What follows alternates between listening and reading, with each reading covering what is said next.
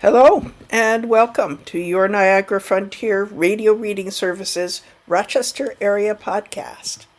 My name is Jan Heineman, and today I'll be reading to you from the Rochester Beacon. Our first story from the Beacon comes from writer Will Cleveland and is dated August 20th. Purpose is the bottom line for this finance guy. This is the story of the new CEO of ESL. Tom Rogers doesn't especially want to talk about himself. Ask him what he hopes Rochester understands about him, and he deflects. I don't think about myself much, he says.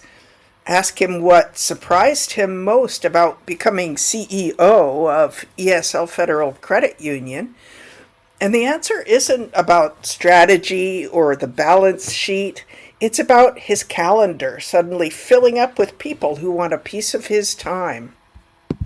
That instinct to point the conversation back toward the institution rather than the man leading it may be the clearest window into how Rogers intends to run ESL. Rogers took over as president and CEO in April, succeeding Fahim Massoud, capping a 13-year climb through the organization. He joined ESL in 2013 as Chief Financial Officer, later adding Marketplace and Chief Operating Officer responsibilities, and now leads one of Rochester's largest and most consequential financial institutions, one with $10.8 billion in assets, 465,000 individual members, 18,800 business members, 33 branches, and more than 1,000 employees. An Avon native and a CPA by training, Rogers holds an accounting degree from the University of Buffalo and an MBA from the University of Rochester's Simon Business School. A finance guy, as he puts it. He and his wife, Tammy, have been married 27 years, and their 3 adult children all live and work in the Rochester area. Beyond ESL, Rogers serves on the boards of Jiva Theater Center, Junior Achievement of Central Upstate New York, and the Center for Governmental Research. ESL traces its roots to 1920, when George Eastman founded Eastman Savings and Loan to help Eastman Kodak Company employees buy homes. It became ESL Federal Credit Union in 1996, opened membership beyond Kodak in the years that followed, and in 2017 formally adopted its purpose: to help the community thrive and prosper. That mission has driven fee cuts, branches in underserved Rochester neighborhoods, and more recently, a break from decades of mostly organic growth. In September 2024, ESL agreed to acquire Generations Bank, a Seneca Falls-based bank founded in 1870, in a $26.2 million all-cash deal. After regulatory approvals in 2025, the sale closed January 1st, 2026, adding 8 branches and pushing ESL's footprint into Cayuga, Ontario, Orleans, and Seneca counties, from Medina to Auburn. Meanwhile, in November 2025, ESL completed its acquisition of Alesco Advisors, a Rochester-based registered investment advisory firm with more than $6 billion in assets under advisement, making the combined ESL wealth management operation one of the largest RIAs in upstate New York. ESL's commercial lending portfolio, built over roughly the past 17 years, has also recently crossed $1 billion. The Beacon sat down with Rogers on August 5th in his 5th floor office at ESL's Chestnut Street headquarters in downtown Rochester across the street from the Strong Museum of Play. The office is more modest than one might expect for the leader of an institution of ESL size and civic footprint. A mid-sized desk, some bookshelves, Rochester Red Wings memorabilia, and a conference table that seats 6 to 8, but it opens onto a private deck with sweeping views of downtown. We talked about his path to the corner office, what he's preserving from his predecessors, where ESL's growth is headed, and what he thinks the community still doesn't fully understand about the credit union in its midst. That tension, expanding an already dominant local institution while insisting the growth exists to serve people rather than the balance sheet, runs through everything that follows. This interview has been edited for clarity. The Beacon asked, going from CFO to COO to CEO, what did each step teach you as you were moving through the chain? Tom Rogers responds, banking is a different industry. I'm a finance guy at heart, so when I came in as CFO, I was really learning about how a balance sheet-driven organization operates. I had always worked in personal service organizations where really there wasn't much of a balance sheet. It took a little bit for me to learn the banking vernacular, but that was a great place to start. I learned best about organizations through how they financially operate. But in true ESL fashion, I was quickly given other opportunities and asked to take on other responsibilities as people retired or took on bigger jobs. So, throughout the years, I was able to take on functions like marketing, which is something I knew very little about when I started here, and I had different operations roles, eventually moving into the director of marketplace role, and that turned into COO. And that taught me about the front line and how important it is to provide great employee experiences and great customer experiences. I never had that. I was always sitting in the background, and you don't really get a chance to see what's going on in the front lines. When I moved into that role, I had a chance every Monday, and I still do that today, to go out and visit one of our branches, ask them how things are going. That has been such a huge advantage for me, to see how we interact with the people we serve, and then how we can make services better for them. The Beacon asks, if someone hadn't paid attention to ESL for the last 5 years, what do you think would surprise them most about the institution today? Rogers responds, there are two angles to that. One is on the service side, how important digital service has become to us and our members. We're known for our 33 branches, and people love the experience they have with us in person and on the phone. But digital is huge too. Over 60% of our transactions happen digitally now. No person involved whatsoever. We're very focused on creating a great digital experience. The other angle is purpose. We established our purpose back in 2017 to help our community thrive and prosper, and we've gathered real momentum behind it in these last 5 years. On average, we've given over $20 million a year in grants to this community. We've also made purpose-based decisions that cost us money. We did away with insufficient funds fees, and we lowered our courtesy fee way down because where we were before contradicted our purpose. We're not here to penalize people, we're here to help them. I had an interesting experience last week, says Rogers. I was at a University of Rochester fundraising event, sitting next to someone from the university who understood everything ESL does behind the scenes for the community. And she said, if you know, you know. A lot of people don't know all that we do.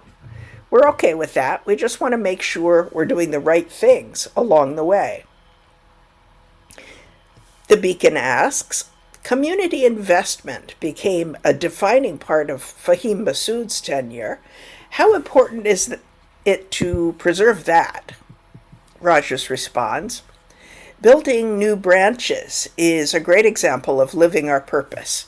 We might not have made those investments in those communities based strictly on the profitability we expect out of a branch, but we know that those are underserved areas, and that's really important for us to be there in areas where people can't get the banking services they need without transportation. Transportation is such a huge issue for us right now. Having those branches is powerful. I went to the soft opening of the Bull's Head branch last year, the first day we opened, without any publicity and marketing. There were a dozen people standing in line before the branch opened. They need that. The Beacon asks, with Fahim stepping away, what is something about his leadership that you intend to preserve and something that you want to do differently? Rogers responds, I'm so fortunate to have a couple of great examples before me. Dave Fiedler before Fahim. Dave was really the mastermind behind taking ESL out of just Kodak and making it a community banking institution. I learned a lot from him along the way. And then Fahim, the thing I'll take most from Fahim is that community-mindedness. He always thinks about what the community needs first. One of the things that always resonates with me is how Fahim always said, always try to put yourself in someone else's position and then think through the decision you need to make. That's what he did when he challenged us. Why wouldn't we be putting this money back into the community, right? Dave was the architect behind creating the capital structure we have today, and Fahim was the one who challenged us to say, how are we going to use it for good? I think that's certainly what I hope to do. As far as what I want to do differently, I don't know. That's a tough one. Both of those guys set this organization on such a great path that what I'd like to do is continue to expand on what they did. The platform I've been talking about is continuing to grow this organization profitably. I believe that profitable growth is a sign that you're doing the right things for people. If they want to keep using your services, that should provide you with growth, which provides profits and which we then distribute to the communities we serve. It's sort of this virtuous circle. I think continuing on the path that they've built for us is what our future holds. And the Beacon asks, what surprised you most when you became CEO? Is there something you didn't fully understand from the outside? Roger says, that's the most frequent question I get. For the first few months, I didn't have an answer. Fahim had done such a great job explaining the differences between my previous role and this one that I thought, I've got this. It's these last couple of months that I've realized what I didn't anticipate. The volume of people who want to meet with me for all kinds of reasons. I need to be more conscious of my calendar, make sure I have time for the most important things. It shouldn't have surprised me, given how much ESL does in this community, but the sheer number of people who want time with the CEO was the biggest surprise. A lot of that is making sure we are aligned with what others are doing for the community. We're not interested in just creating our own idea of what's right. We want to work with everybody, and to do that, you've got to meet with a lot of people.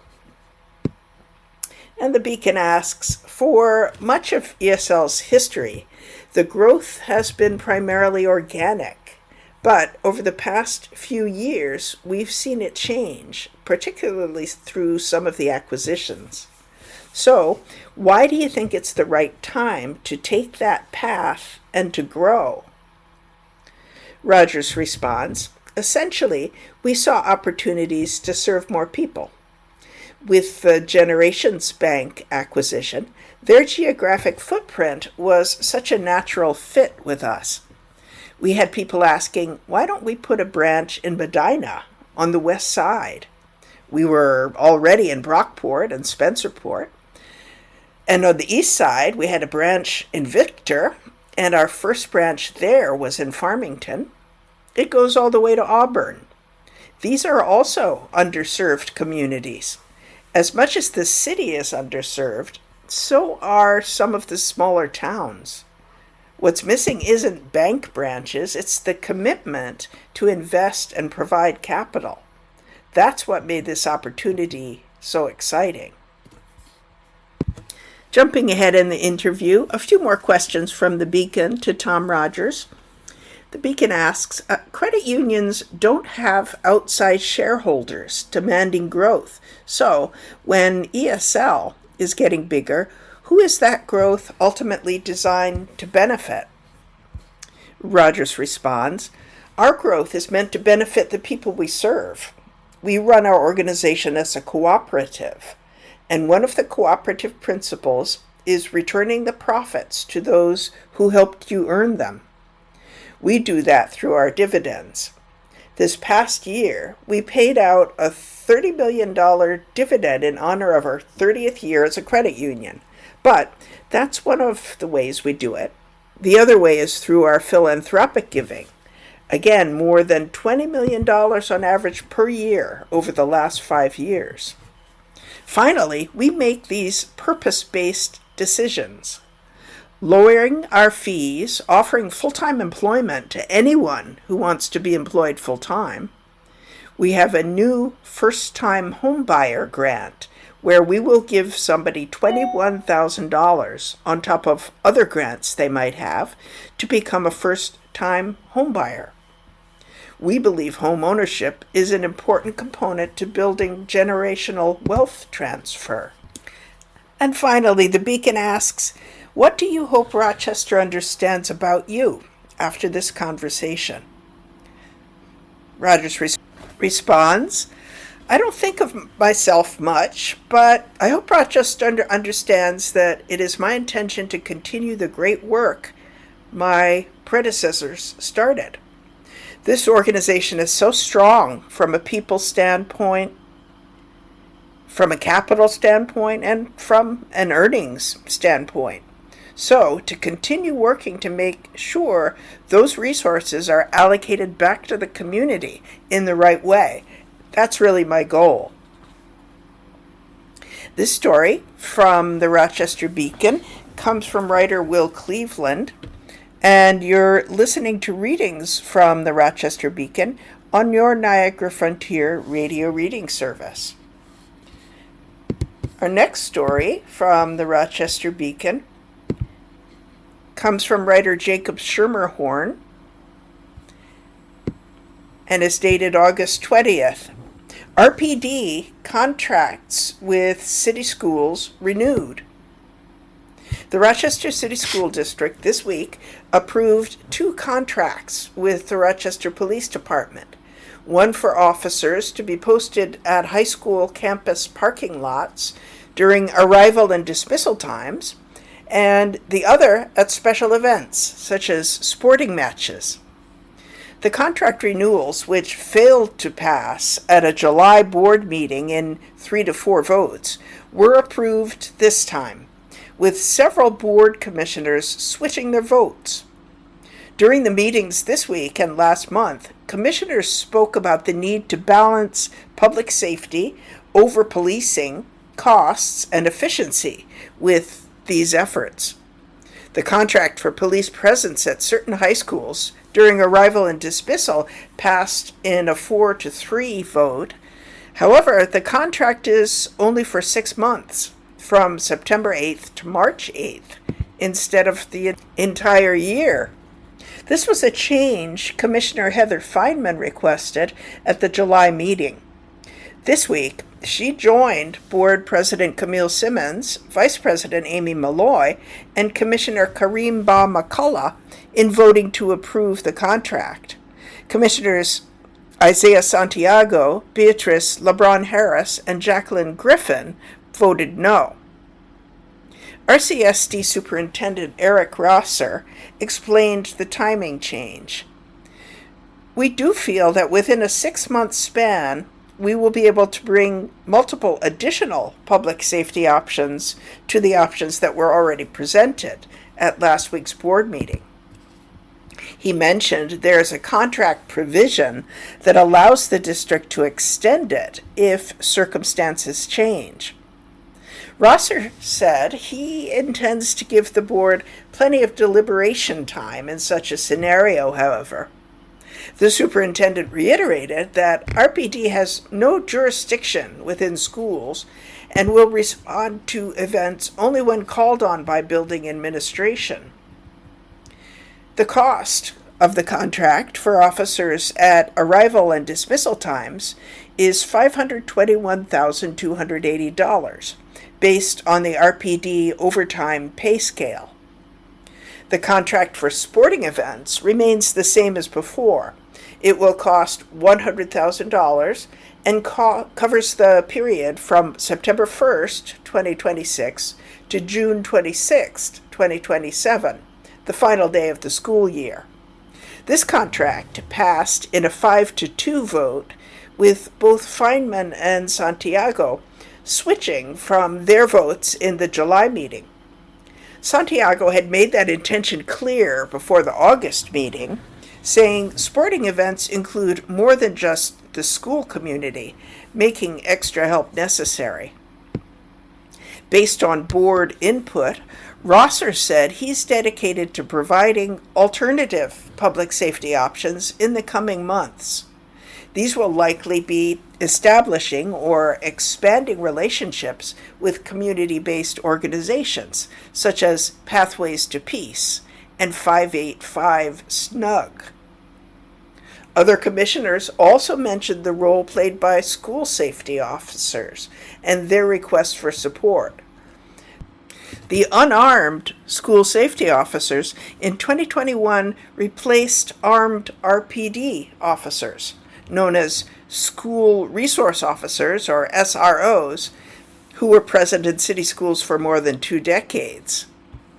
Santiago said, "I would definitely love to see our SSOs get the proper equipment that they need and see how we can beef them up and also partner with our community organizations."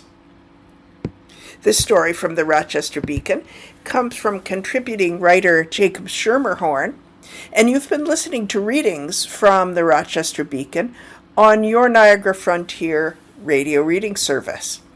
Thank you for listening today, and I hope you can come back and listen again in the future. My name is Jan Heineman, and hope to have you with us next time.